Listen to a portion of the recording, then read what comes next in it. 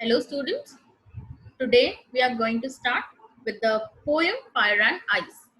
It is written by Robert Frost. So students यहाँ पर Fire and Ice poem के through poet ने क्या explain करने की try की है? Let us study. Some say the world will end in fire, some say in ice. From what I have tasted of desire, I hold with those who favor fire.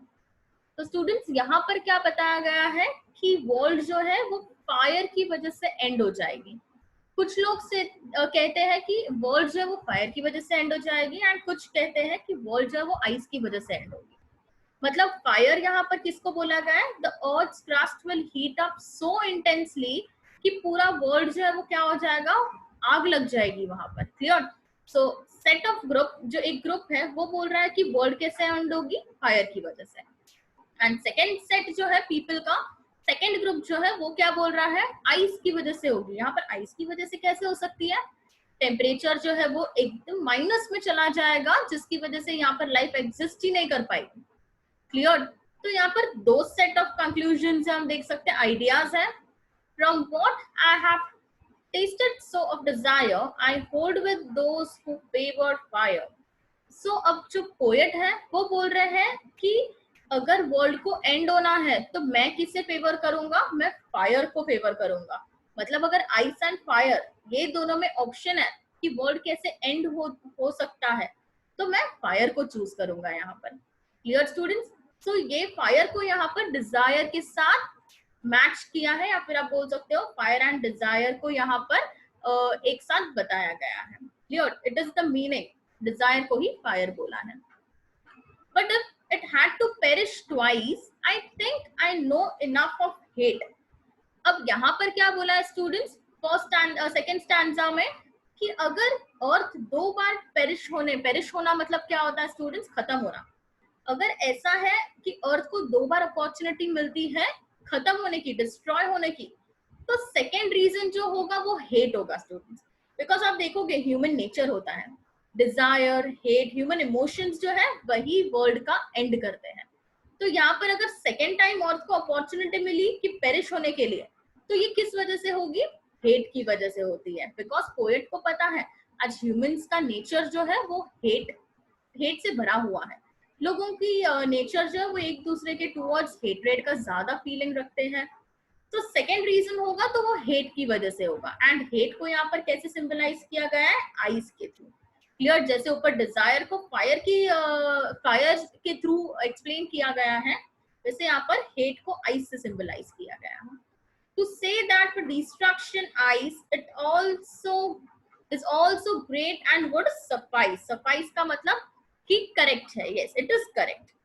सो अगर hate world में, hatred यही feeling बढ़ती गई, तो हम बोल सकते हैं कि हाँ, एक ना एक दिन क्या होगा स्टूडेंट्स, वर्ल्ड जो है वो डिस्ट्रॉय हो जाएगी। Yes, and hate is the correct reason कि वर्ल्ड क्या हो जाएगी, डिस्ट्रॉय हो जाएगी। तो स्टूडेंट्स आपको मैं और एक बार इसे एक्सप्लेन कर देती हूँ समरी के through. The poem expresses the profound idea that the world would end in either of two ways. दो तरीके से हो सकते हैं, either by ice or fire. One group is of the opinion that someday the earth's core will get heated up, that it would lead to fire, destroying the earth's surface. इतना गर्म हो जाएगा स्टूडेंट्स, कोर की पूरे जगह पे आग लग जाएगी। On the other hand, the second group says that if the temperature goes down to an extent that makes life on earth impossible, correct? तो इतना टेम्परेचर माइनस में चला जाएगा कि वहां पर ह्यूमंस की सेटलमेंट जो है वो क्या है, इम्पॉसिबल हो जाएगी। It would have same catastrophic effect.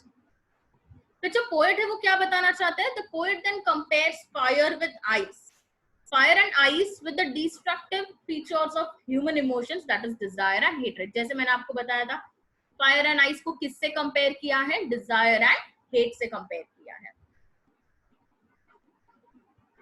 He says that from what he is aware about desires, he would favor the one who says it would be fire. ये फर्स्ट स्टैंजा में हमने देखा कि भाई डिजायर, अगर लोगों की एक्सपेक्टेशंस, लोगों की इच्छा जो है वो कभी कंप्लीट नहीं होती। एक उनकी विश लिस्ट फुलफिल हुई तो सेकंड तो third, correct?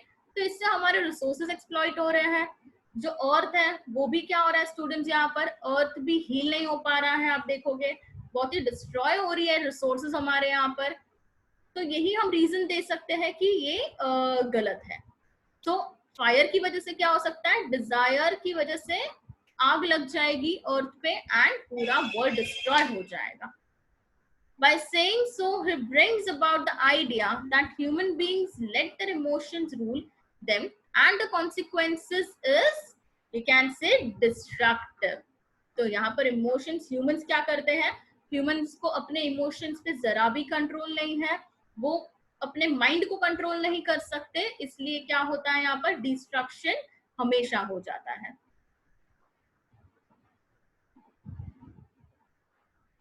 Then by not waiving of the first option of fire, he considers if the world has to expire twice, ice would be equally competent in ending it. क्या होगा अगर दो बार world को खत्म होना है, perish होना है, तो आइस भी इक्विवेलेंट है, फायर की तरह ही है।